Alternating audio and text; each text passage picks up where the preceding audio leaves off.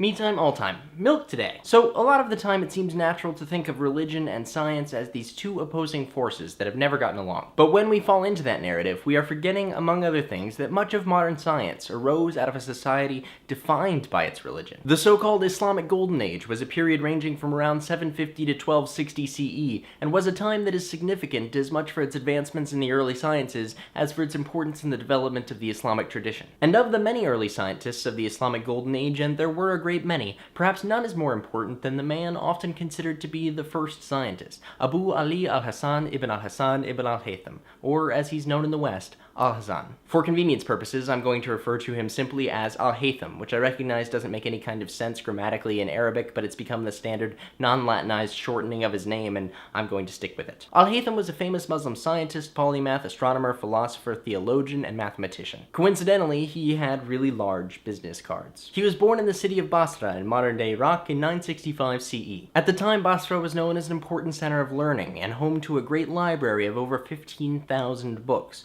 or in modern-day terms, almost 2 gigabytes worth. After building a reputation for himself as a scholar, Al-Haytham was called to Egypt by the Fatimid Caliph Al-Hakim and told to devise a way to regulate the flow of the Nile, the flooding of which had been causing death and destruction in Egypt since the beginning of civilization. After realizing that the task was impossible with the technology of the time, Al-Haytham began to fear he might be executed by the temperamental Al-Hakim, who later came to be called the Mad Caliph. A good rule of thumb, when someone has the word mad in their title, it's generally good policy to be prepared when you disappoint them. So to avoid execution, Al-Haytham pretended to be insane by babbling gibberish and was put under house arrest for 10 years. Al-Haytham dedicated his newfound time to studying the properties of light and conducted a number of experiments involving lenses, mirrors, and most famously, a camera obscura. Now, a camera obscura is basically a dark box with a pinhole in one side. The light from outside the box travels through the hole and projects an image of the outside world on the opposite wall of the camera obscura, except the image is upside down and backwards. In fact, I made a whole video on them a while back if you need more explanation. Though the camera obscura itself had been around for years, Al-Haytham was the first to be able to explain how it worked, and used it to prove that light travels in straight lines, as evidenced by the fact that light from up high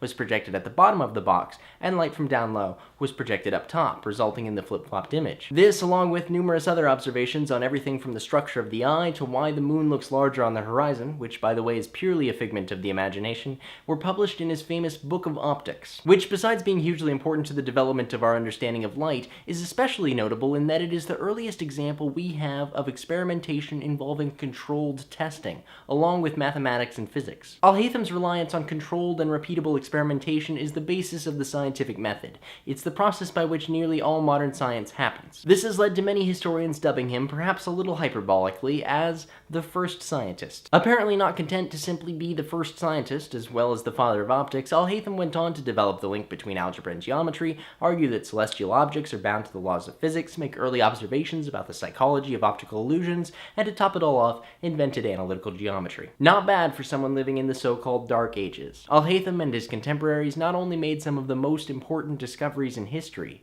but also laid the very foundations of modern science itself. We all owe them a great debt.